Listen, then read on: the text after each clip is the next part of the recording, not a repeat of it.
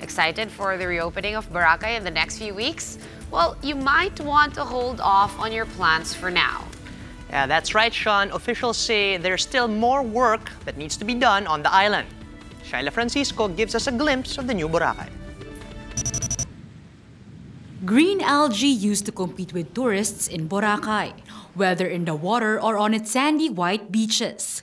The government blamed this chronic algal bloom to the island's polluted water. This was Bulabog Beach a few months before the island was shut down in April. But now, this is what it looks like. Earlier this year, President Duterte saw a black polluted water here in Bulabog Beach, which he described as a cesspool. But a month before the opening of Boracay, the water is clear, the beachfront is clean, and there is already a walkway for residents and tourists interested to visit the area. The sewer pipes that were encroaching the beachfront and were leaking with sewage have been repaired and moved farther from the sea.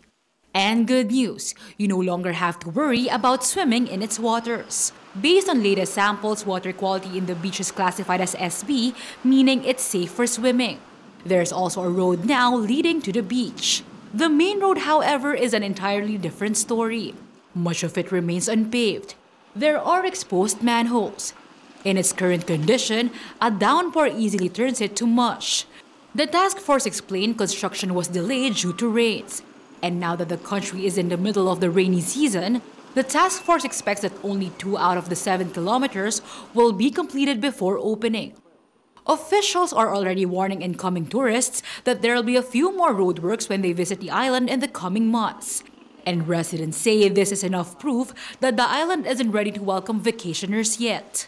Kaya siguro pag nakita nilang ganitong sitwasyon ng Boracay. Delikado pag sa gabi, pag siyempre madilim yung ng daanan natin. Mahirap sa tao kasi mga halimbawa may bisita, halimbawa dumadaan tayo dito. Many resort owners also air their grievances regarding the accreditation process. So far, out of over 400 hotels and inns that used to operate in Boracay, only 25 have been given the green light to open shop when the island receives visitors in a few weeks.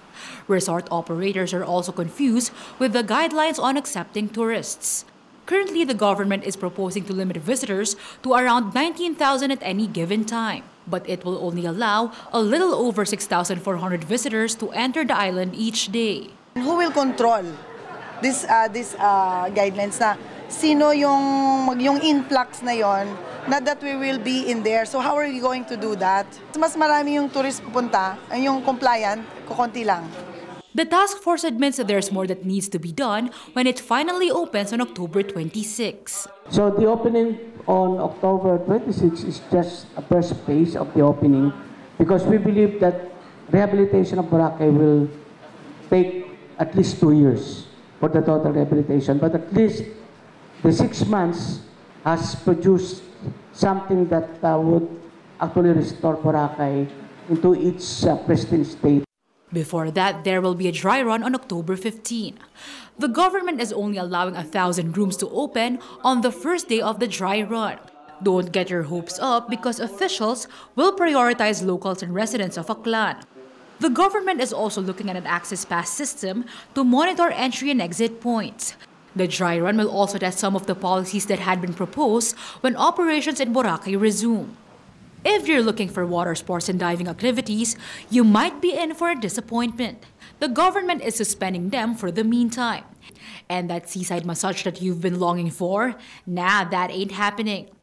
You might also want to hold off packing your beach party OOTDs. Establishments would have to secure permits before holding special events. And you might find it a challenge to post Instagram-worthy sandcastles. The government will be regulating them too. The task force is also proposing to close down Boracay for a month every year to give it a breather. We introduced that yesterday doon po sa ating mga hotels. At di naman po sumagot kung oo sila o hindi.